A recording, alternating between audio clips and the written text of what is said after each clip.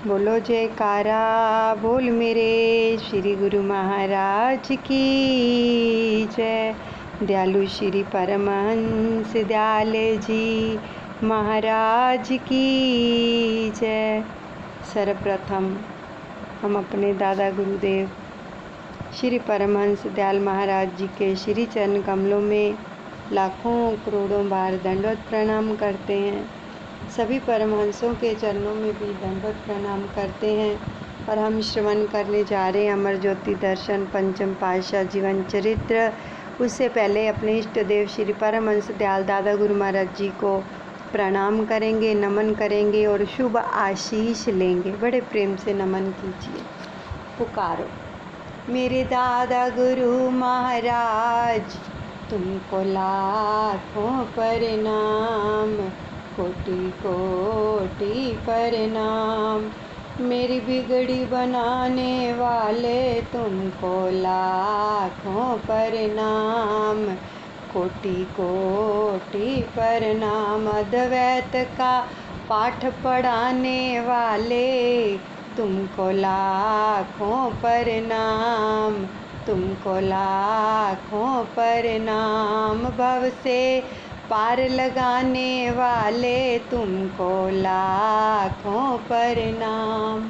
मेरे हापू बाबा जी तुमको लाखों प्रणाम जी, कोटि कोटि प्रणाम। सहित देही उड़ जाने वाले तुमको लाखों प्रणाम, तुमको लाखों प्रणाम। मेरी अखियों के तारे, मेरे दिल के सहारे, मुझे प्राणों से प्यारे तुम हो मेरे गुजारे। तुमको लाखों प्रणाम, तुमको लाखों प्रणाम। मेरे दादा गुरुदेव प्यारे तुमको लाखों प्रणाम, कोटि कोटि प्रणाम। अभी एकाग्रचित्त होकर बैठें और आँखों के सन्मुख विराजमान पंचम पातशाह सतगुरुदेव भगवान जी के सुंदर दर्शन दीदार करते हुए और उनके प्यारे वचनों का कानों से रसपान करेंगे और श्वासों के साथ शब्द का जाप चलता रहेगा। आगे का प्रसंग श्रवण करते हैं। श्री संतनगर पहुंचकर आप सिंहासन पर विराजमान हुए और शुभ आगमन की खुशियों में ढोल नगारे बज रहे थे। सब प्रेमी दिव्य मस्ती में झूम रहे थे। आपने सब गुरुमुखों की कुशलात पूछी। जैसे ही महात्मा जनों ने मत्था टेकना आरंभ किया, आपने प्रबंधक महात्मा जी को फरमाया कि आज पहले सब बैठ जाओ। ये कल हमने प्रसंग श्रवण किया है ना, जो बस महात्मा जी छोटे रास्ते से लेकर आ रहे थे तो रास्ते में चंबल की घाटी में सामने चोर खड़े थे, तो किस प्रकार श्री गुरु महाराज जी ने उनकी रक्षा की थी। तो पता तो सब कुछ था श्री गुरु महाराज जी को, लेकिन फिर भी उन्होंने पूछा कि क्या हुआ था, सब बताओ। तो फिर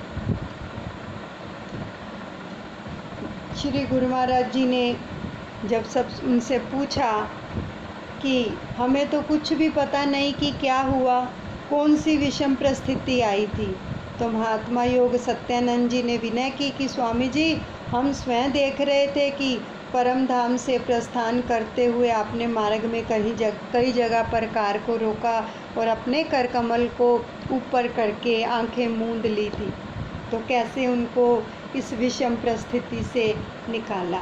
तो दूसरे दिन फिर श्री अनंतपुर के से साथ आए हुए जो गुरुमुख थे उनको बुलाकर श्री दर्शन दिए। तो उस समय आपने वचन फरमाए कि गुरुमुख सेवक वही है जो अपने कर्तव्य का पालन करता है। बड़े ध्यान से सुन लो कि गुरुमुख और सेवक वही है जो अपने कर्तव्य का पालन करता है और लक्ष्य को सन्मुख रखता है।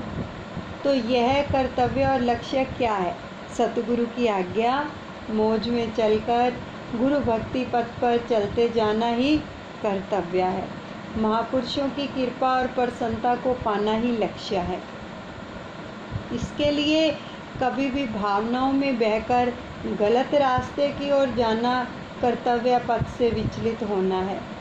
इससे अपनी भी हानि होती है और महापुरुषों को भी प्रसन्नता नहीं होती है। तो जिस बस में गुरुमुखों ने सड़क पर आगे जाने के लिए महात्मा जी को विवश किया, उन्होंने ही इस सारी घटना को देख लिया कि सब गुरुमुखों ने दंडवत प्रणाम करके क्षमा मांगी। तो श्री प्रभु जी ने सब पर कृपा दृष्टि फिराते हुए प्रसाद दिया। छतरी पार्क श्री सतगुरुदेव महाराज जी, श्री तृतीय पातशाही जी ने रेतीली एवं कटिका कीर्ण श्री संतनगर की भूमि पर अपनी दिव्य लीलाएं की और वे लीला स्थल स्मृतियों का प्रतीक बन गए। श्री संतनगर में प्रवेश करते हुए सड़क में एक और भक्तों की तरफ टीन की चादरों का छतरी नुमा टपरा बनाया, जहाँ पर कभी कभी संगतों सहित विराजमान होकर अपनी पावन दिव्य लीला से गुरुमुखों को हर्षाते। तो श्री भोग प्रसाद खाकर गुरुमुख प्रेमी महासुख के सागर में गोते लगाते। तो श्री सतगुरु दाता दयाल पंचम पातशाह जी ने इस स्थान को भव्य रूप प्रदान किया। टीन की चादरों को हटाकर पक्की छत डलवाई और चारों ओर भांति भांति के फूल लगाकर तथा बेल पौधों से सजाकर अति सुंदर पार्क का उसको रूप दे दिया। तो आरंभ में आप कभी कभी गुरुमुख प्रेमियों को यहाँ ले आते और चहुं ओर से महकते पुष्पों की सुगंधित वातावरण में मन मस्तिष्क को तरोताज़ा जो थी वो कर देती।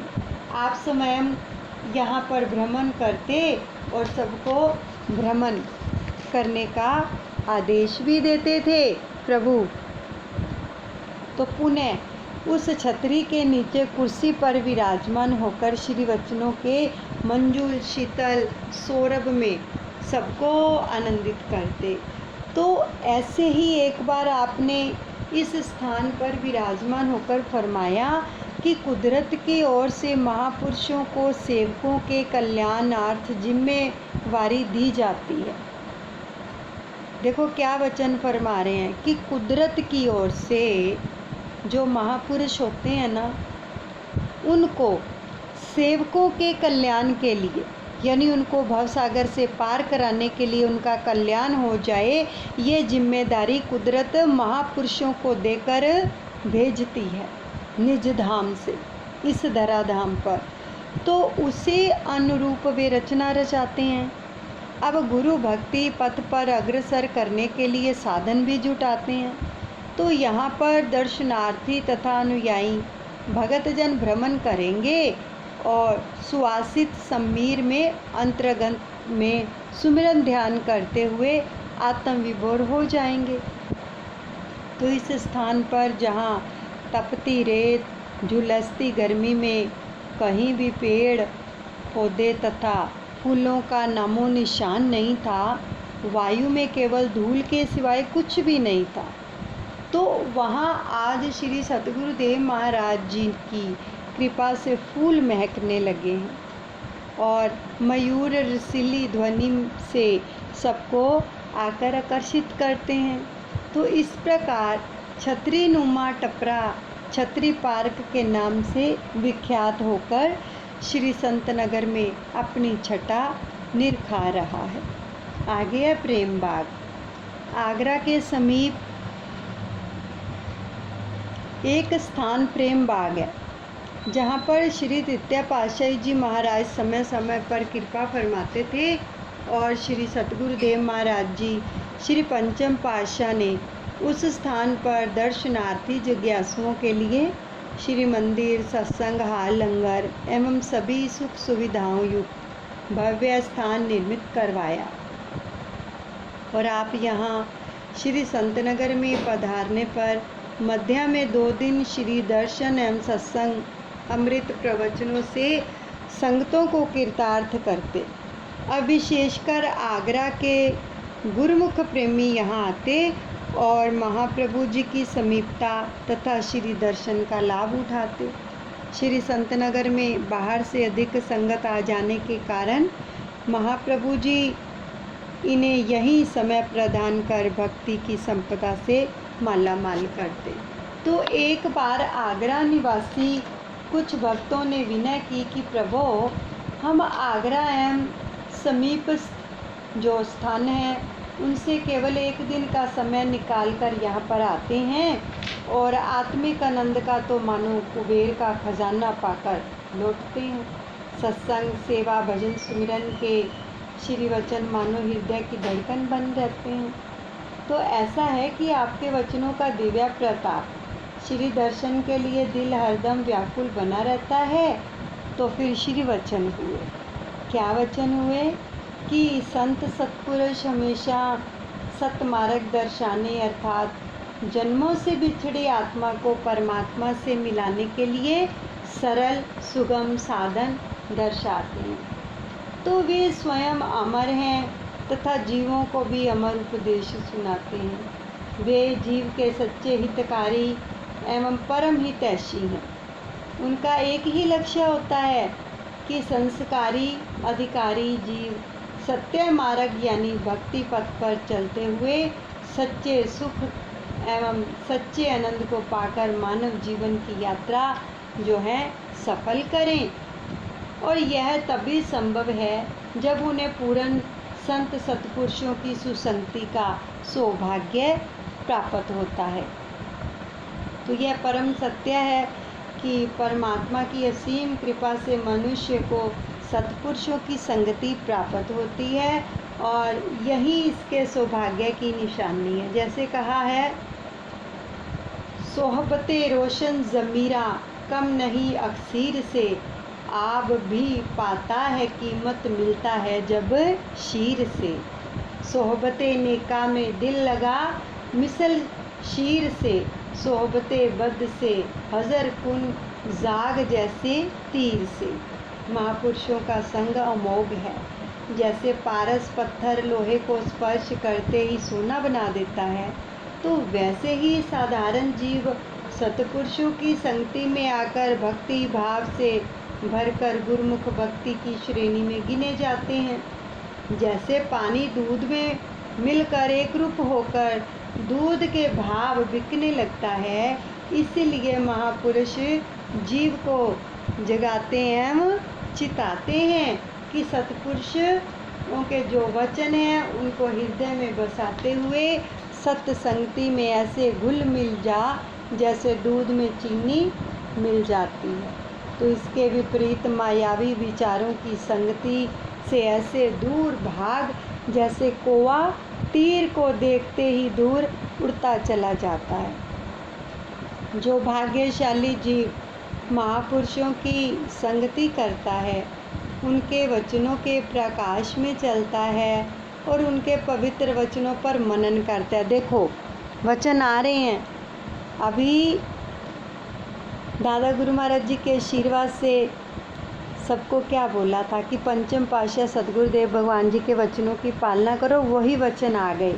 क्या फरमा रहे हैं प्रभु कि जो भाग्यशाली जीव महापुरुषों की संगति करता है, उनके वचनों के प्रकाश में चलता है और उनके पवित्र वचनों पर मनन करता है, यानी उनको मानता है और करता भी है, करके भी दिखाता है। वचनों को मानना भी है और करके भी दिखाना है। तो उन्हें जो है आत्मसात करता है, उसके हृदय में सत्य की ज्योति जग उठती है। तो यह नियम है कि जहाँ सत्य का निवास हुआ वहाँ असत्य नहीं रह सकता। जिसने अपनी सुरती को भजन सुमिरन तथा सत्पुरुषों के वचनों में एकाग्र कर लिया, उसने जीवन सार्थक कर लिया।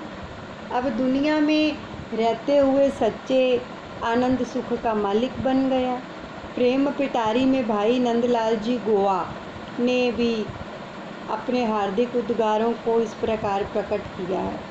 तेनू पावन दी चाह मैनू इस जामे विच ले आई, वरना मैनू इत्थे आवन दी लोड़ नहीं सी काई। अर्थात ये मेरे मालिक आत्म परमात्म स्वरूप श्री सतगुरुदेव महाराज जी के साकार श्री दर्शन की अभिलाषा में मानुष जन्म को पाना स्वीकार किया, तो यही स्वर्णिम संयोग ही मेरा जीवन प्राण है। श्री चरणों में यही विनय है कि इस सौभाग्य को अमर बनाए रखना और आपकी प्रीत को पाने के सिवा इस संसार में आने का मेरा अन्य कोई प्रयोजन नहीं था। गुरुमुखो, आप उच्च संस्कारी जीव हैं, जिन्हें पूर्व पुण्य कर्मों से सत्पुरुषों की संगति का दुर्लभ संयोग मिला है। भक्ति कमाने के साधन सुलभ हो गए हैं। आप अपनी कमाई को बढ़ाते जाएं और सुरती को सदा भक्ति के नियमों में लगाए रखें। श्वास श्वास में शब्द की कमाई करते हुए अपने अंतर मन में ज्योति जगाए रखें। इससे लोक सुखी और परलोक सुहेला बन जाएगा। मानव जन्म का लक्ष्य भी पूरा होगा।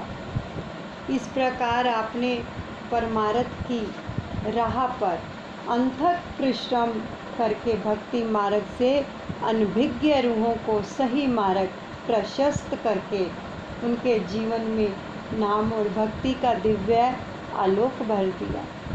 हर हृदय को सच्ची शांति एवं शाश्वत खुशियों से ओत-प्रोत कर दिया। संसार के दुखों से सदा सर्वदा के लिए विमुक्त कर दिया।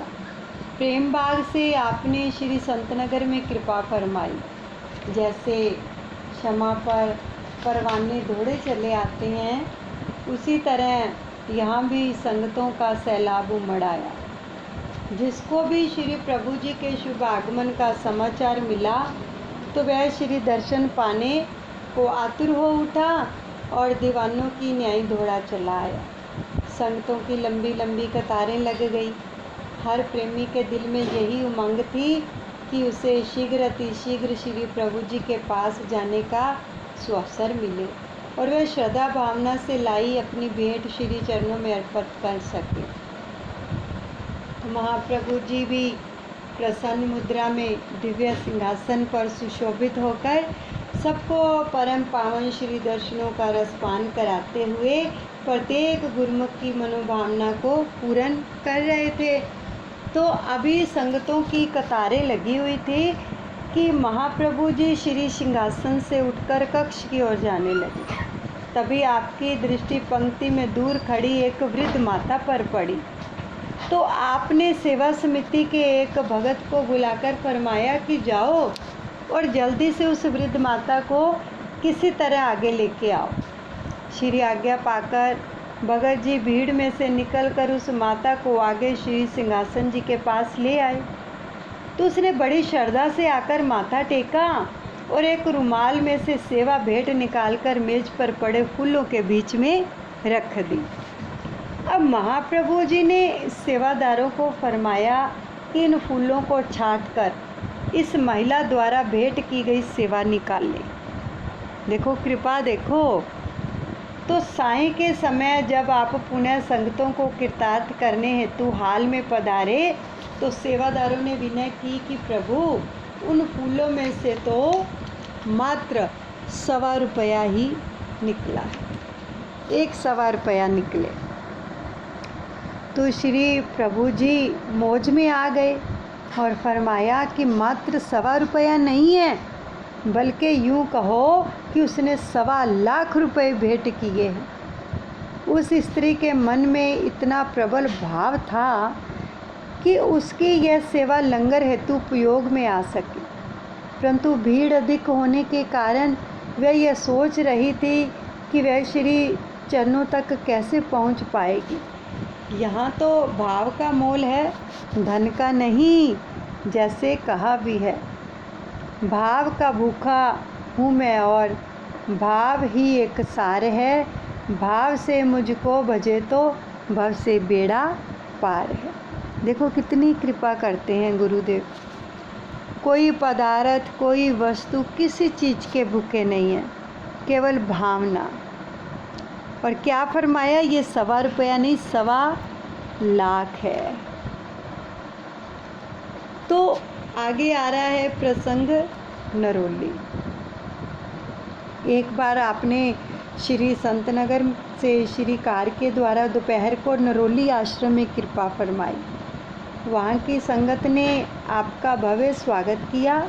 शाम को 4 बजे आप एक बाग का निरीक्षण करने हेतु पधारे, जहाँ फलों से लदे हुए वृक्ष अपनी शोभा पर इठला रहे थे। जो सेवक संग में आए थे, आपने उन्हें संतरों का प्रसाद दिया और श्री संतनगर वालों के लिए भी कुछ संतरे और मौसमियाँ तुड़वाई। शाम की श्री आरती पूजा के पश्चात रात्रि लगभग 9:30 बजे श्री दर्शन खुले। रात को दर्शन खुलते थे तब, पता है ना सबको। तो आई हुई समस्त संगत को आपने श्री वचनों से निहाल किया। तो नरोली से 4 मील की दूरी पर एक डैम था, जो कुछ समय पहले बरसात के मौसम में टूट गया था और उसका जो पानी था वो आसपास के 50-60 मील के क्षेत्र में फैल गया, जिससे वहाँ खेती का अत्यधिक जो नुकसान हो गया। तो जिन नहरों का पानी प्रयोग में लाकर वे खेती करते थे, पानी के तेज बहाव में वे सब लगभग ख़त्म ही हो गई। बरसात के पश्चात नहर में पानी सूख गया और पानी के अभाव में वहाँ सूखा पड़ने लगा। तो जब आप बगीचे में भ्रमण कर रहे थे, तो नरोली के कुछ भक्तों ने वहाँ जो की हुई कृषि थी उसकी हानि का सब वृत्तांत आपके चरणों में निवेदन किया। तो आपने सहज स्वभाव ही फरमाया कि यह तो कुदरत की रचना है। यह लाभ हानि, जन्म मरण, दुख सुख का चक्कर तो हर एक के साथ लगा हुआ है, और विवेकी तथा बुद्धिमान तो वे हैं जो सच्चे नाम धन की संभाल करते हैं। तो यह मायावी धन तो यहीं रह जाएगा। असली धन तो नाम का धन है, जो परलोक में भी साथ देने वाला है। साथ न चाले बिन भजन भिख्या सगली छात, हर हर नाम कमावना नानक ए धन सार। मालिक के भजन के अतिरिक्त सब कुछ थोता व मिथ्या है। नाम ही सार धन है, इसकी संभाल करो। जो जीव मालिक के बहाने को मीठा मानते हैं, मालिक भी उनके संग सहाय होते हैं। अब इन गूढ़ वचनों का उन भक्तों पर बहुत प्रभाव पड़ा। तो उसी रात को 2 बजे खूब ज़ोर से बरसात हुई। तो यद्यपि बरसात का कोई चिन्ह भी नहीं था, सर्वत्र पानी ही पानी हो गया। जो लोग बिना पानी के घबराए बैठे थे, वो बहुत खुश हुए और आपके गुणानुवाद गाने लगे। कहने लगे कि ये तो वर्षा रूपी सोना साथ लेकर आए हैं, अब हम मालामाल हो जाएंगे। सच कहते हैं कि महापुरुषों का अवतार परहित के लिए ही होता है। तो श्री सतगुरुदेव महाराज जी ने वहाँ से श्री संतनगर के लिए प्रस्थान करना था और रास्ता एकदम कच्चा और रेतीला था। प्रेमी भगत परस्पर कहने लगे कि अच्छा हुआ जो बरसात आ गई। आज भी श्री प्रभु जी यहाँ उनको रहना पड़ेगा प्रभु को, तो और हमें पुनः श्री दर्शनों का सुंदर अवसर मिलेगा। मगर उन्हें क्या मालूम कि कुदरत भी सत्पुरुषों की चेरी होती है। सुबह 7 बजे बादल छट गए और सूर्य देव ने तेज जो था उससे रास्ते का कीचड़ एकदम सूख गया सूर्य देव के तेज से। तो आपने दोपहर 2:30 बजे वापस श्री संतनगर कृपा की। तो इस प्रकार आपने यहाँ कई बार कृपा फरमाई और अपने पावन श्री दर्शन एवं प्रवचनों से निहाल किया सबको। सभी प्रेमी जिज्ञासु परमार्थिक लाभ प्राप्त करके आपके वचनों से कृतज्ञ हो गए। आगे है आगरा। आगरा शहर श्री संतनगर के समीप है। श्री सतगुरुदेव महाराज जी ने यहाँ पर बने श्री अनंतपुर सत्संग आश्रम में श्री मंदिर का उद्घाटन किया। तो 2 मार्च सन 1992 में 1992 में प्रातः 8 बजे आपने निज कर कमलों से श्री परमहंस महान विभूतियों की दिव्य प्रतिमाओं को अति सुंदर सिंहासन पर विराजमान किया। हार पीतंबर पहनाकर उन्हें केसर तिलक से सुशोभित किया। तत्पश्चात श्री आरती पूजा का कार्यक्रम हुआ। तो आपने अपने अनमोल वचनों में फरमाया, क्या फरमाया कि आप सभी गुरुमुख सत्संगी विचारवान हैं। आज आप इस स्थान पर बैठे हुए हैं, आपको कितना सुख प्राप्त हो रहा है, क्योंकि आपकी चित्तवृत्ति एकाग्र है। मन और सुरती श्री परमहंसों के दिव्य ध्यान में जुड़े हुए हैं। आप सबने श्री आरती पूजा का कार्यक्रम किया है, इससे आप सबको, इसलिए आप सब खुशी में झूम रहे हैं। तो इस नवनिर्मित श्री मंदिर की आप सब गुरुमुखों को लाखों लाख बधाई हो। महापुरुष फरमाते हैं, सबको बनजे खार खले हीरा कोई न ले, हीरा लेगा जो हरी जो मांगे सो दे। संसार सारा तुच्छ वस्तुओं का व्यापार कर रहा है। हीरों के व्यापारी बहुत कम होते हैं, क्योंकि हीरा बहुत मूल्यवान होता है। इसी प्रकार विश्व की चाहना करने वाले तो बहुत हैं, परंतु भक्ति रूपी हीरा खरीदने वाले कोई विरले ही होते हैं। जैसे कि बहुत सारा धन देने से हीरा मिलता है, ऐसे ही संसार के सब पदार्थों का त्याग करने से भक्ति रूपी हीरा मिलता है। तो वैसे यह सौदा बहुत सस्ता है, क्योंकि दूसरी चीज़ें बाज़ार से महंगी या सस्ती खरीदी जा सकती हैं, लेकिन सत्पुरुषों का मिलाप कई जन्मों की कमाई से होता है। गुरुवाणी का कथन है, कोट जन्म भर भ्रम भ्रम आयो और बड़े भाग साध संग पायो। करोड़ों जन्मों के बाद जब इंसान की पुकार होती है ना, कि जब जाकर सत्पुरुषों का मिलन होता है, कि आपके कितने ऊंचे भाग्य हैं। जो अवसर आपको करोड़ों जन्मों के बाद मिलना था, वह आपको आज इसी समय नसीब हो रहा है। जैसे एक चीज़ मेहनत करने से 1 साल से में प्राप्त होती है और दूसरी 10 या 20 साल में भी मिलती है, तो भी उसे अपने लक्ष्य को पाकर जो है खुशी होती है। यदि कोई बच्चा पढ़ लिख कर डिग्री हासिल कर लेता है, तो क्या वह मजदूर का काम करना चाहेगा? हरगिज नहीं।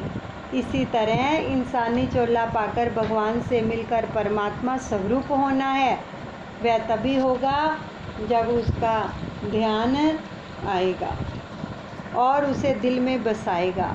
अगर चित्त में दूसरे ख्याल होंगे तो फिर भगवान का ध्यान दिल में नहीं आएगा, सुरती दूसरे ख्यालों में भटक जाएगी।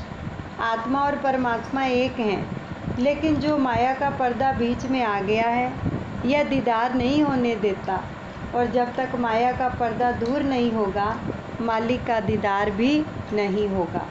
परमात्मा हर जगह मौजूद है, हर जगह उसका वास है, लेकिन जीव आत्मा पर मलिनता का जो पर्दा है, वह उसे दर्शन नहीं करने देता।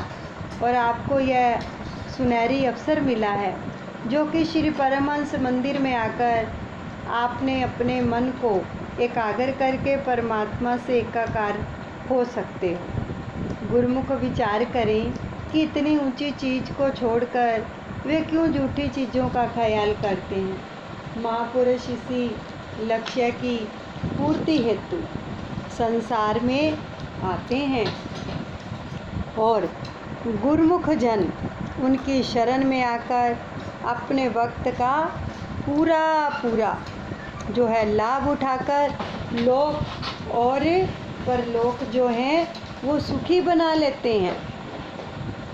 तो श्री वचनों की अनमोल निधि और शुभ मुहूर्त के दुर्लभ नज़ारे को पाकर गुरुमुख प्रेमियों के हृदय में अपार आनंद समा गया और भंडारे का आयोजन किया गया।